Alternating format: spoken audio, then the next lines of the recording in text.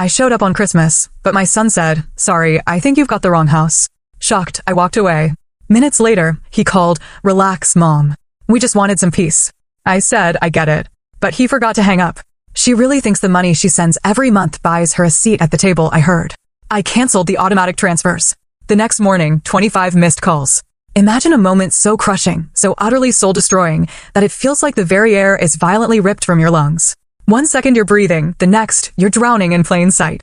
I know this feeling because I lived it, standing on my son's doorstep on Christmas Day, my arms full of carefully wrapped gifts, only for him to look me dead in the eye and say, "Sorry, I think you're the wrong house." For 19 years, ever since my husband died unexpectedly, leaving me with 2 teenagers and a mortgage I could barely afford, I'd been the kind of mother who would move mountains for her children. I didn't crumble. I couldn't. Mark was 15, Sophie 13. They needed stability. They needed a mother who could be both parents, so that's exactly who I became. I sold our family home in Connecticut, downsized to a tiny 2-bedroom apartment, and picked up night shifts at the hospital where I worked as a nurse.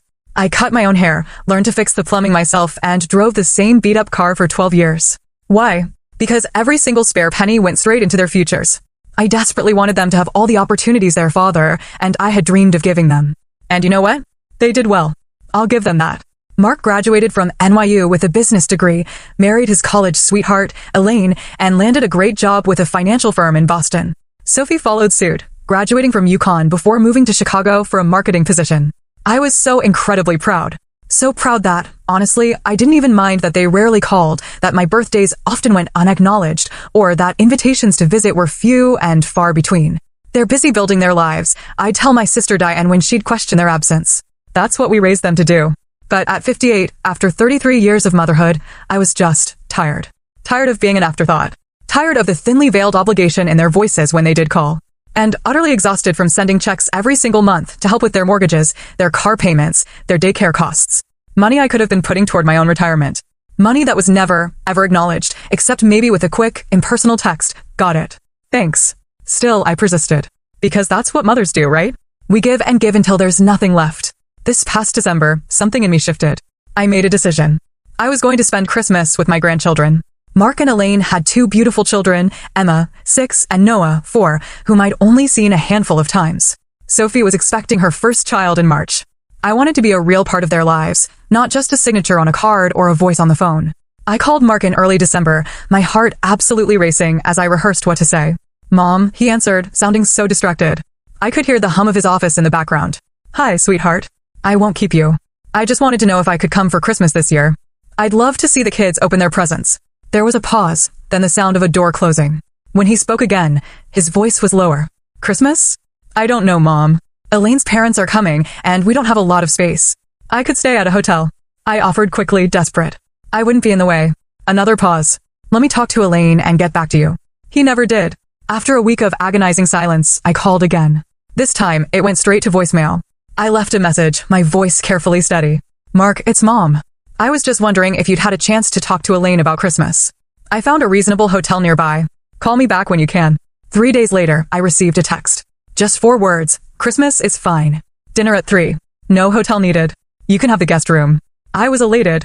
I booked my flight immediately, spent hours picking out the perfect gifts for the children, and even splurged on a new dress, emerald green, with a modest neckline that complemented my silver hair. I wanted to look nice for the family photos. The flight to Boston on Christmas Eve was turbulent, but my spirits were soaring. I took a taxi from the airport to the address Mark had provided, a beautiful colonial in an upscale suburb. The neighborhood was picture-perfect, with snow-dusted lawns and twinkling lights adorning every house.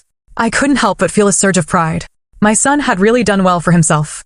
I arrived just after 2 o'clock in the afternoon, pulling my suitcase behind me as I navigated the freshly shoveled walkway. I could see movement behind the frosted glass of the front door. My heart quickened as I rang the bell, smoothing down my coat with nervous hands. The door swung open, and there stood Mark, his expression flickering from surprise to something I couldn't quite name. He was taller than I remembered, his dark hair now peppered with gray at the temples. He looked so much like his father that my breath caught. "Mom," he said, the word flat, devoid of emotion. "You're early," I smiled, ignoring the absolute lack of warmth in his greeting. The flight got in ahead of schedule. I couldn't wait to see everyone. He didn't move to let me in. Behind him, I could hear the sound of laughter and Christmas music. "We weren't expecting you until tomorrow," he said, shifting his weight to block the doorway even more effectively. I frowned, confusion settling over me like a cold mist. Your text said dinner at 3. Today is Christmas, I insisted. Christmas dinner is tomorrow, he corrected, his voice taking on an edge of impatience. Today is Christmas Eve. I pulled out my phone, my hands trembling slightly as I navigated to his text. See, right here. Christmas is fine. Dinner at 3. He barely glanced at the screen. That's not what I meant. Look, Mom. Today is just family. Elaine's parents are here, and we're doing our own thing. Tomorrow is when we do the big dinner with extended family. Extended family. The words stung more than they should have. I swallowed hard, forcing a smile. That's fine. I can come back tomorrow. Maybe you could point me to my hotel, the one you said I didn't need to book because I could stay in the guest room. A flash of something, guilt, perhaps, crossed his face. The guest room isn't ready. We thought you were coming tomorrow. I stood there, suitcase in hand, as the crushing reality of the situation began to sink in. So where am I supposed to stay tonight? He had the decency to look uncomfortable. There's a holiday in about 15 minutes from here. I can call and see if they have a room available. Behind him, a small voice called out, Daddy, who's at the door? Mark turned, his body language shifting. Nobody, sweetheart. Go back to Grandma and Grandpa. Nobody. That's what I was to my own son. Nobody. I took a step back. Dignity. The only thing keeping me upright. Don't bother with the hotel. I'll figure it out. Mom, he started, but I cut him off. Merry Christmas, Mark. Give the children my love. I turned and walked away, my suitcase feeling heavier with each painful step. I didn't look back, not even when I heard the door close behind me. I made it to the end of the block before the tears came, hot and furious against my cold cheeks.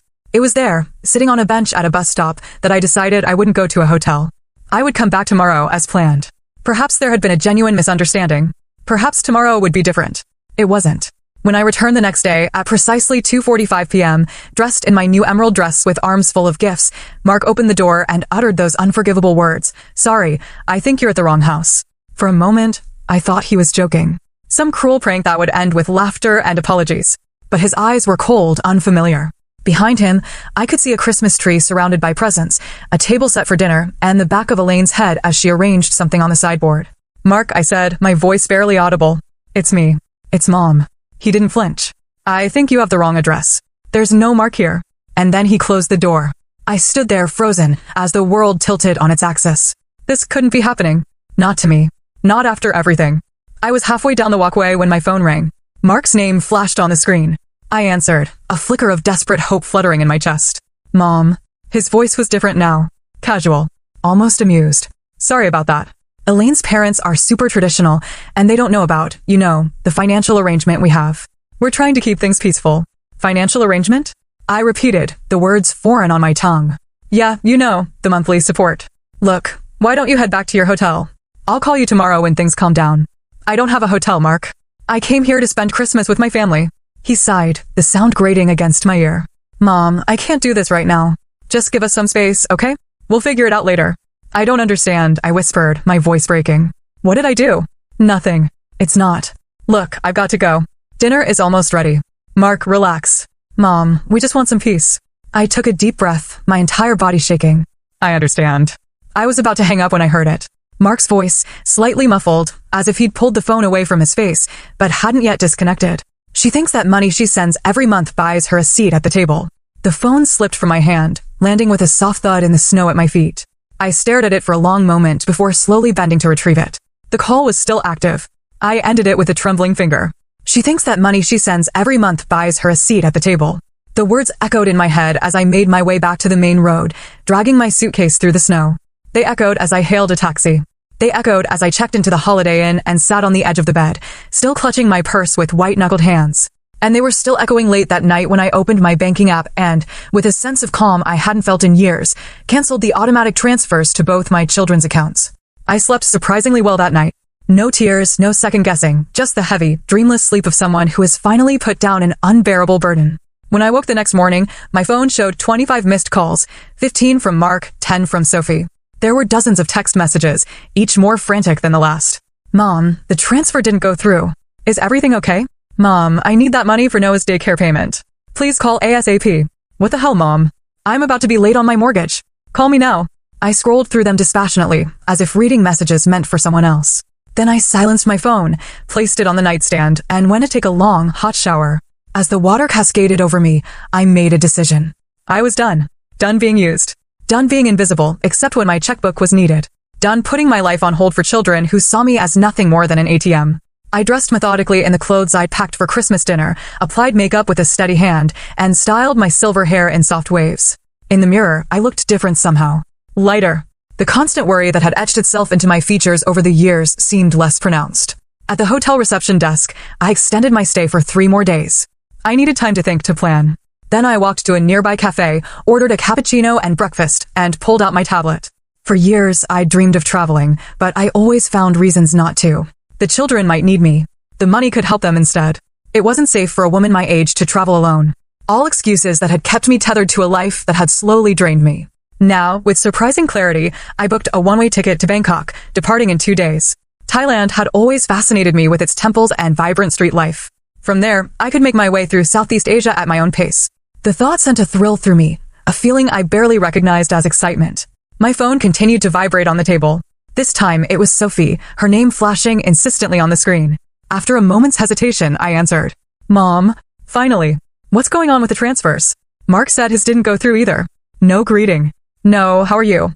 Just straight to the money. Hello, Sophie, I said calmly. I've decided to discontinue the monthly transfers. There was a beat of silence, followed by a sputtering noise. You've what? You can't do that. I'm counting on that money for the baby's nursery. I'm sorry to hear that, I replied, taking a sip of my cappuccino. I suggest you and Daniel adjust your budget accordingly. This is about Mark, isn't it? He told me what happened. It was a misunderstanding, Mom. You're being ridiculous. It's not about Mark, I said, though we both knew that was only partially true. It's about me finally recognizing my worth. She laughed, a harsh sound that held no humor. Your worth, Mom? You're almost 60. This isn't the time to find yourself or whatever midlife crisis you're having. The comment should have hurt, but instead, it only reinforced my decision. I'm 58, Sophie, not dead. And I've put my life on hold long enough. So that's it? You're just cutting us off without warning because your feelings got hurt? Real mature, Mom. I closed my eyes briefly, centering myself. I've given you both over $1,000 each month for years. That's more than enough time to become financially independent. We are independent, she snapped. But things are tight right now, with the baby coming and Daniel's commission-based job. Then perhaps it's time to make some difficult choices, like I did when your father died. Downsize. Take on extra work. Clip coupons. I can't believe you're doing this, Sophie said, her voice trembling with anger. After everything we've been through as a family. That's just it, Sophie. We haven't been a family in a very long time. I'm simply acknowledging the reality of our relationship. I could hear her breathing heavily on the other end of the line. When she spoke again, her voice had shifted to something softer, cajoling. Mom, please. I know Mark was a jerk at Christmas, but don't punish me for his mistake. I need you. The baby needs you. The emotional manipulation was so transparent, it was almost laughable. 5 minutes ago, I was having a midlife crisis. Now, I was needed. I'm not punishing anyone, Sophie. I'm choosing myself for once. I've already booked a flight to Thailand. I'm going to travel, see the world, use my nursing skills to volunteer abroad, perhaps. Thailand, she echoed, incredulously. Are you insane? What about when the baby comes? You're just going to miss the birth of your first grandchild. I'll send gifts, I said mildly, just as you send birthday cards when you remember. There was a long silence. Then, in a voice filled with venom, you selfish expletive. Dad would be so ashamed of you. The line went dead. I stared at the phone, waiting for the pain, the guilt, the overwhelming need to call her back and apologize. It didn't come. Instead, I felt oddly peaceful, as if the last tether binding me to my old life had been severed. I spent the rest of the day preparing for my journey. I called my landlord to give notice on my apartment, arranged for my sister Diane to pack up my belongings and either store or donate them, and contacted my supervisor at the hospital to tender my resignation. 32 years of service ended with a brief phone call and a promise to email my formal letter. By evening, my phone had fallen silent. No more calls from either of my children. I wondered if they were commiserating together, painting me as the villain in their story. The thought didn't bother me as much as it once would have. I ordered room service for dinner and opened my laptop to research accommodations in Bangkok. As I scrolled through photos of golden temples and bustling markets, I felt a lightness in my chest, a sensation so foreign that it took me a moment to recognize it as freedom. The next morning brought a knock on my hotel room door. I opened it to find Mark standing there, his face haggard, eyes bloodshot. He'd driven all the way from Boston to Connecticut, tracking me down through my credit card charges. Mom, he said, his voice rough. We need to talk. I stepped aside to let him in, my face carefully neutral. He entered cautiously, as if expecting a trap. You've caused quite a panic, I said, gesturing for him to sit in the armchair by the window. I remained standing. He ran a hand through his disheveled hair. What did you expect? You cut us off without warning. Disappear from your apartment. Quit your job. Aunt Diane thought you might have, he trailed off, unable to finish the thought. Killed myself? I supplied. How dramatic. And how interesting that it took the prospect of my death for you to drive all this way. That's not fair, he said, a flash of anger crossing his features. I'm here now, aren't I? Yes, I agreed. Now that your mortgage payment is at risk. He had the grace to look ashamed. It's not about the money. It's always been about the money, Mark. I just didn't want to see it. He leaned forward, elbows on his knees. Look, I know I handled Christmas badly. Elaine's parents are judgmental as hell, and I panicked. I'm sorry. I'm sure you are, I said, my voice devoid of sympathy.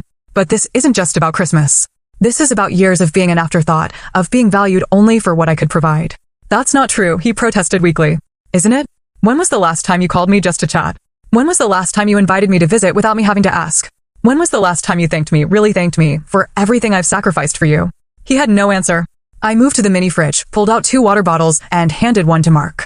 He accepted it with a mumbled thanks, twisting the cap open, but not drinking. Mom, I know I've been distant, he said finally. We both have. Life gets busy. Work, kids, mortgages. You know how it is. I do know, I replied, perching on the edge of the bed. I raised 2 children alone while working full-time. I still managed to call my mother every Sunday until the day she died. He winced. That's different. How? It just is, he said, frustration edging his voice. Look, we're not perfect. We should call more, visit more, I get it. But cutting us off financially without warning, fleeing the country, that's extreme. Even for you. Even for me? As if I had a history of irrational behavior rather than a lifetime of selfless devotion. I'm not fleeing, I corrected. I'm traveling. Something I've wanted to do for years, but couldn't because I was too busy making sure you and your sister had everything you needed, and apparently, everything you wanted. And now you're punishing us for not being grateful enough. I studied him, this man who had once been my sweet little boy. When had he become so entitled? This might surprise you, Mark, but not everything is about you. This is about me finally living my life on my terms. He scoffed. Right. That's why you timed this little epiphany immediately after Christmas. You're confusing cause and effect, I said. Christmas didn't cause this decision. It merely confirmed what I'd suspected for years. I'm nothing more to you than a financial convenience. That's not true, he insisted, though his eyes slid away from mine. We love you. Perhaps you do, in your way, I conceded. But love without respect isn't love at all. It's obligation. He drank from his water bottle, his throat working. When he looked at me again, his expression had shifted to something more calculating. So, what will it take? Excuse me. To fix this, he clarified, gesturing vaguely between us. What do you want? More visits? Weekly calls? We can make that happen. The transactional nature of his offer made my stomach turn. I don't want anything from you that doesn't come freely. Then what's the point of all this? He demanded, voice rising. If you're not trying to teach us a lesson or extract some kind of promise, what are you doing? I'm setting myself free, I said simply. And in doing so, I'm setting you free too. Free from obligation. Free from pretending. Free from the burden of a mother who supposedly embarrasses you so much that you'd pretend not to know me on your own doorstep. He had the decency to flush. I told you that was a mistake. I panicked. No, Mark. A mistake is forgetting someone's birthday. A mistake is burning dinner. What you did was a choice. A choice that revealed exactly how you see me. One bad moment doesn't erase 20 years of what? I interrupted. Of me giving and you taking? You're right. It doesn't erase it, but it certainly clarifies it. He stood abruptly, pacing the small hotel room. So that's it? You're just done with us? With your own children? I'm done being used, I corrected.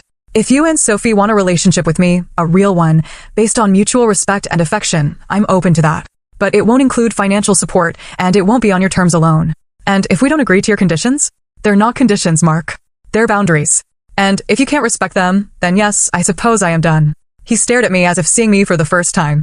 Perhaps he was. For most of his adult life, I'd been a voice on the phone, a signature on a check, a benevolent ghost who appeared briefly at graduations and weddings before fading back into the background. I can't believe you're doing this, he said, echoing his sister's words from the day before. After everything Dad and I sacrificed, I cut him off with a sharp laugh.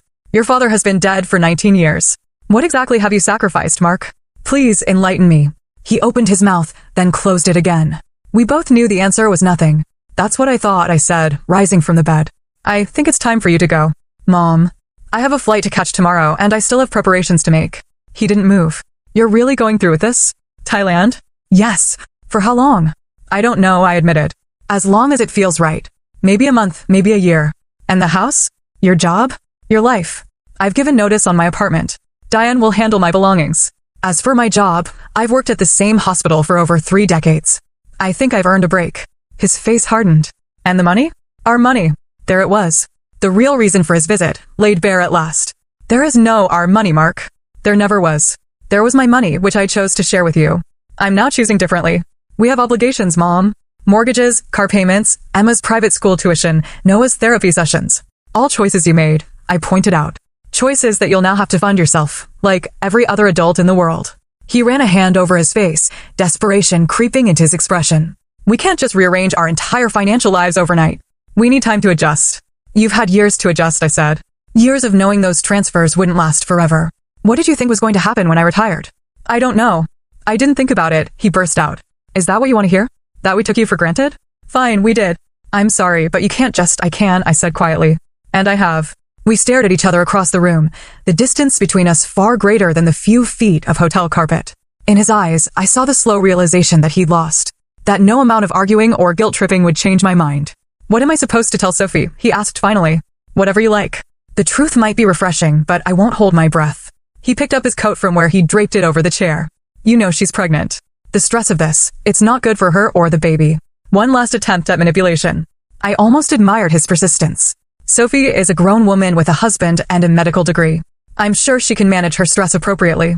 He shrugged into his coat, movements jerky with suppressed anger. When Dad died, you promised to always be there for us. And I was, I replied, the calm in my voice belying the storm of emotions beneath. For 19 years, I was there in every way that mattered. But promises go both ways, Mark. Where were you when I needed you? He had no answer for that. With a final hard look, he moved to the door. This isn't over, he said, hand on the knob. For me, it is. After he left, I sat heavily on the bed, expecting the delayed wave of grief or guilt to finally crash over me. It didn't come. Instead, I felt a curious sense of completion, as if I'd finally closed a book I'd been reading for far too long. I picked up my phone and called Diane. Hey, sis, she answered, voice cautious.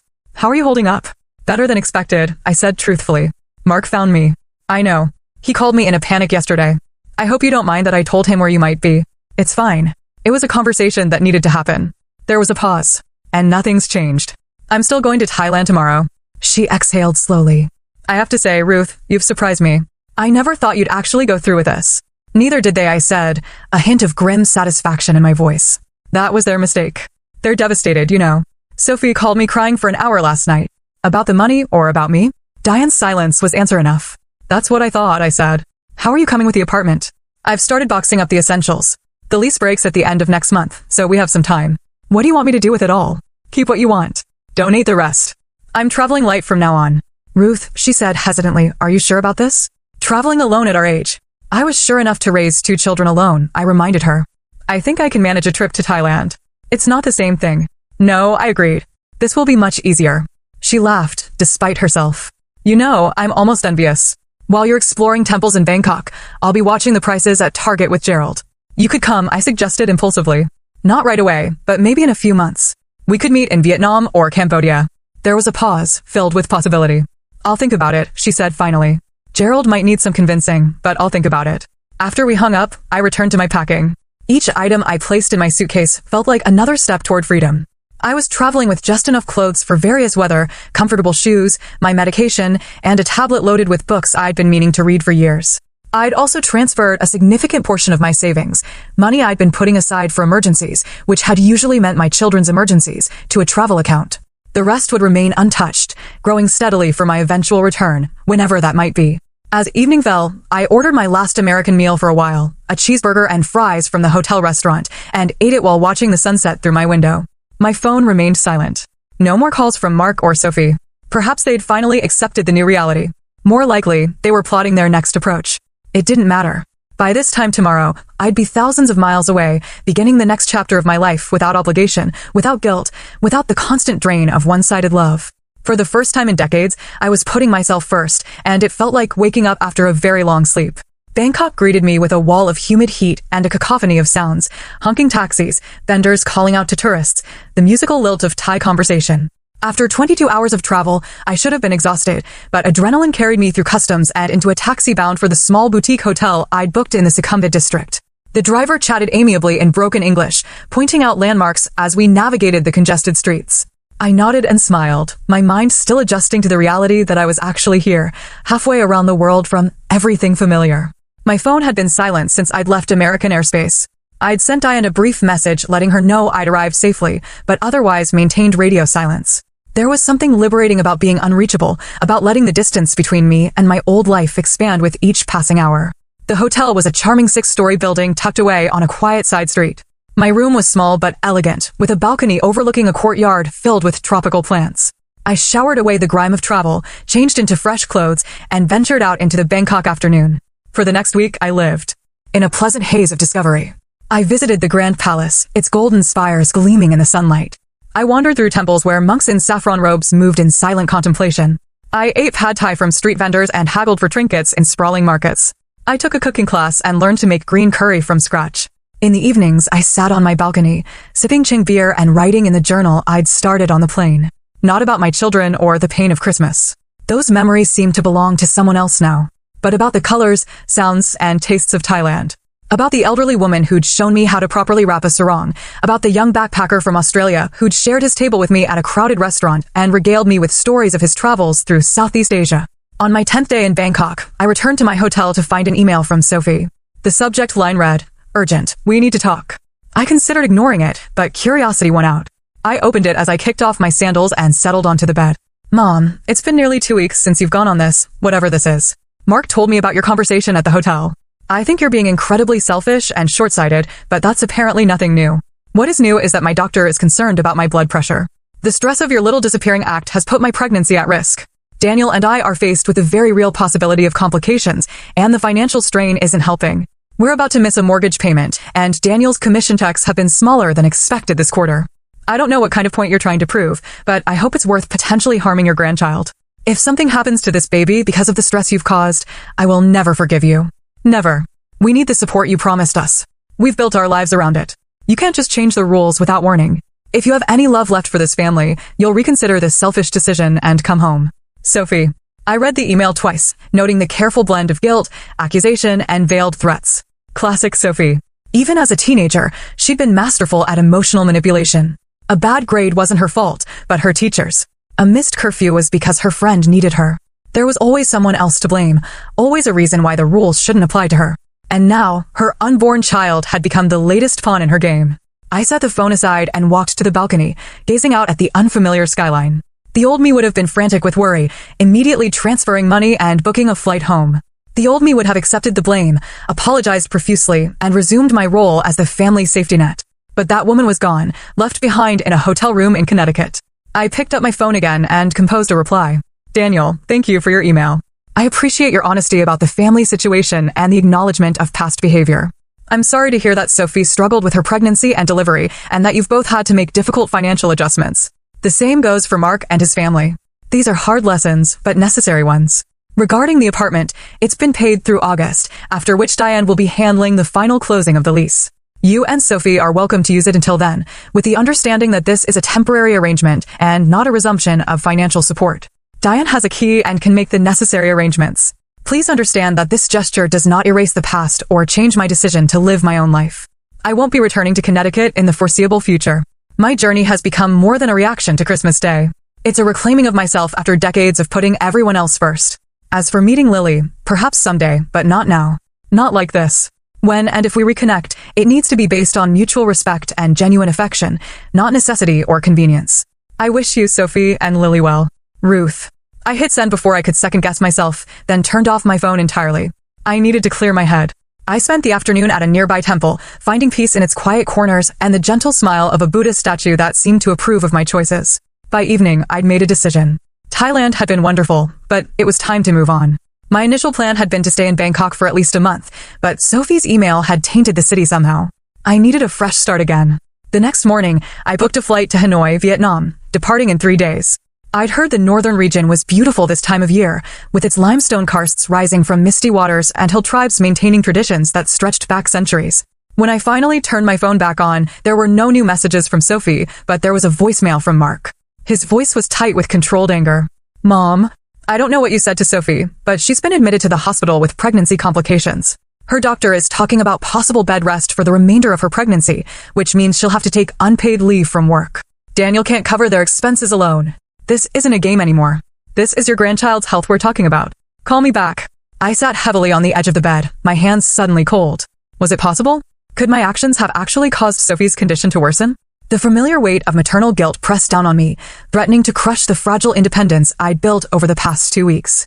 Then I remembered Sophie's history. How she'd faked a sprained ankle to get out of a math test in 7th grade. How she'd claimed food poisoning to avoid a family reunion she didn't want to attend. How she'd manipulated me time and again with calculated displays of distress.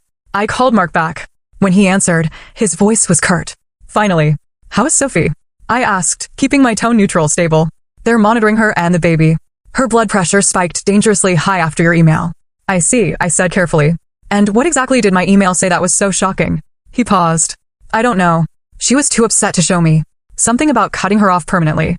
I simply reaffirmed what I'd already told you both. That the financial support has ended. Nothing new, nothing surprising. Well, whatever you said, it landed her in the hospital. Are you happy now? The accusation hung between us, thousands of miles apart, yet intimately connected by the familiar dance of guilt and obligation. No, Mark, I'm not happy that Sophie is in the hospital, but I'm also not responsible for her medical condition. Pregnant women have high blood pressure for many reasons. You're unbelievable, he muttered. Your daughter is in the hospital, possibly facing a high-risk pregnancy, and you're in Thailand playing tourist and making excuses. I'm not making excuses, I said. I'm stating facts. But since you brought it up, yes, I am in Thailand, living my life, finally, after decades of putting everyone else first. At what cost, Mom? Your family? Your grandchildren? My family exists whether I finance them or not, I pointed out. And my grandchildren will know me as a person, not a checkbook. Or they won't know me at all. That's up to you and Sophie. Now. There was a long silence. Then, in a voice so quiet I had to strain to hear it, I need $10,000. The baldness of the request startled a laugh out of me. Excuse me, for Sophie's medical bills. To cover her leave from work. To keep them from losing their house. $10,000. If that makes you feel better, you can have it back when, no, I interrupted. Not $10,000. Not 10. I'm not sending any money, Mark. Then you're condemning your daughter and grandchild to financial ruin, he said bitterly. I hope your temples and elephant rides are worth it. The line went dead before I could respond. I sat motionless for several minutes, phone still pressed to my ear. The old, familiar guilt tugged at me, whispering that a good mother would help, would sacrifice, would put her children first. But another voice, newer and stronger, reminded me that I had helped for years. I had sacrificed my retirement security, my dreams, my self-respect. I had put them first at the expense of everything else in my life. And where had it gotten me? Standing on a doorstep on Christmas Day, being told I was at the wrong house. No. I was done. I set the phone down and walked back to the balcony. The sun was setting over Bangkok, painting the sky in shades of orange and pink. Tomorrow, I would visit the floating markets. The day after, perhaps the ancient city of Ayutthaya, and in 3 days, I would board a plane to Vietnam, leaving this chapter behind. Whatever happens with Sophie and her pregnancy, whatever financial hardships my children face without my support, those were their stories now. Not mine. For the first time in decades, I was writing my own story, and it would not be a tragedy. 6 months passed in a kaleidoscope of new experiences. Vietnam led to Cambodia, where I spent peaceful mornings watching the sunrise over Angkor Wat. From there, I traveled to Laos, then Malaysia. Each country offering its own lessons in letting go. I volunteered at a medical clinic in a remote village in northern Thailand, my nursing skills transcending language barriers. I learned to scuba dive off the coast of Malaysia, discovering a silent world of color and movement beneath the surface. I celebrated my 59th birthday on a beach in Bali, sharing cake with a group of travelers half my age who insisted I join their bonfire party. Through it all, I maintained minimal contact with home. Diane and I exchanged emails weekly. She kept me informed of essential matters, but respected my wishes not to discuss Mark or Sophie unless absolutely necessary. From her brief updates, I gathered that Sophie had indeed been placed on bed rest, but had delivered a healthy baby girl in March, my 3rd grandchild, whom they'd named Lily. There had been no birth announcement, no photos sent, no invitation to meet the newest member of a family that had effectively disowned me. The knowledge sat like a small stone in my heart, not heavy enough to weigh me down, but present nonetheless. In June, while exploring a night market in Chiang Mai, my phone buzzed with an incoming email from an unfamiliar address. The subject line read, "From Daniel, Sophie's husband." I found a quiet corner away from the bustle of the market and opened it. "Ruth, I'm writing without Sophie's knowledge. She would be furious if she knew I was contacting you, but I feel you deserve to know what's happening. Things have been difficult since you left. Sophie had a complicated pregnancy and delivery. As you may have heard, Lily is perfect and healthy, but Sophie has struggled with postpartum depression on top of the financial stress. We've had to make significant changes. We sold our house and moved to a smaller apartment. Sophie returned to work earlier than planned, despite her doctor's recommendations. I've taken on consulting work in addition to my regular job. It's been challenging, but we're managing. Mark and Elaine have faced similar adjustments.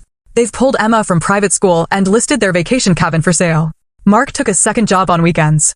I don't tell you this to make you feel guilty, but so you understand the reality we've been living.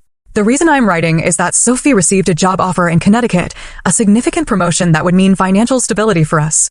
The catch is that we would need temporary housing while we look for a place of our own. Your apartment, according to Diane, remains empty but paid for. Sophie is too proud to ask, so I'm asking for her, for us, for Lily. I know we have no right to ask anything of you. I know my wife and her brother treated you inexcusably. I won't make excuses for them or for myself, as I stood by silently for too long. If you're still reading, thank you. If you choose not to respond, I understand. I just wanted you to know that despite everything, your family misses you, not your money. Daniel.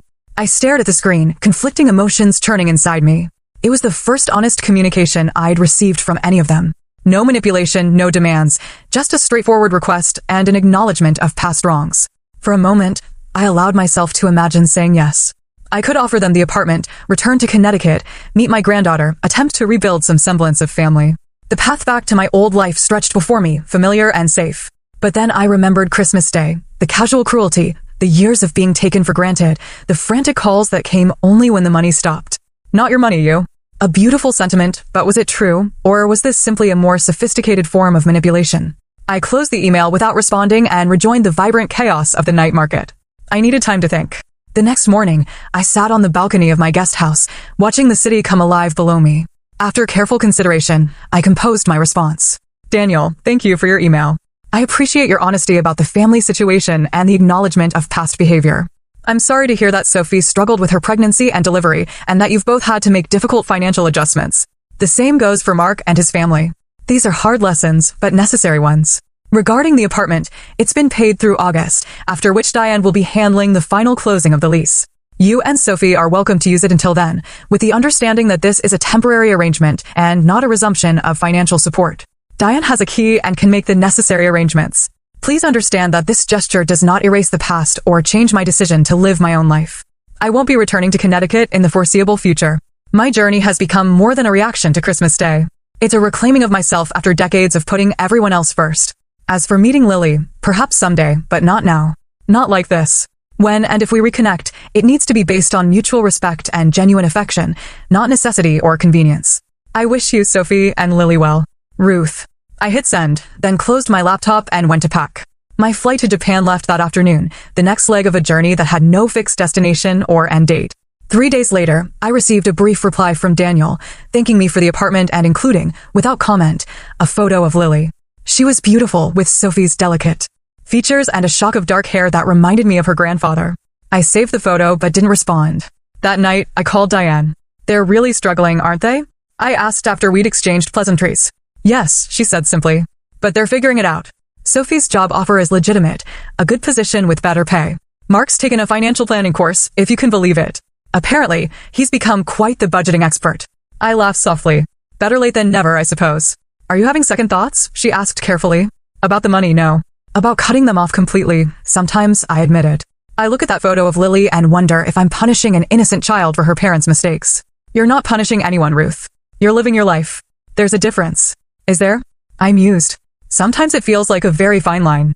The difference, she said firmly, is intent. You didn't leave to hurt them. You left to save yourself. I considered this as I watched the Tokyo skyline glitter outside my window. I offered them the apartment. I know. Daniel called me yesterday. He was grateful, though Sophie hasn't said a word about it. She wouldn't, I said. Pride runs deep in this family. Wonder where she gets that from? Diane teased. After we hung up, I sat for a long time, thinking about family, about choices, about the ripple effects of a single moment on a snowy doorstep. Had I done the right thing? By most traditional standards, probably not. A good mother would have forgiven, would have returned, would have continued to sacrifice. But those standards had nearly destroyed me, had enabled behaviors that diminished us all. In the end, the question wasn't whether I'd done the right thing, but whether I could live with a choice I'd made. And the answer, increasingly, was yes. 1 year to the day after that fateful Christmas, I found myself on a beach in New Zealand, watching the sunrise on what would be a warm summer day in the southern hemisphere. My phone buzzed with a text message from an international number I didn't recognize. It's Sophie. Daniel gave me your number. Lily took her first steps yesterday. I recorded it. Thought you might want to see. No pressure to respond. Attached was a video. I watched it with a curious detachment. A beautiful, dark-haired toddler wobbling across a living room floor, arms outstretched toward the camera, face alight with triumph and joy. It was the first direct communication from Sophie in a year. No demands, no accusations, no guilt trips. Just a grandmother's moment, freely shared. I saved the video but didn't respond immediately. Later that day, I sent a simple reply. Thank you for sharing this. She's beautiful. It wasn't forgiveness. It wasn't reconciliation. But it was something. A small crack in the wall between us, allowing in just enough light to see that there might be a path forward someday. Not back to what we were. That relationship was gone forever. But perhaps towards something new, something with boundaries, something based on choice rather than obligation. As the sun climbed higher over the Pacific, I walked along the shoreline, my feet sinking into the warm sand. Ahead of me stretched miles of untraveled beach. Behind me, a set of footprints already being erased by the incoming tide. I had no idea where this path would lead. But for the first time in my life, that uncertainty didn't frighten me. It excited me. Because it was my path, my choice, my life. And no one, not even my children, would ever take that from me again.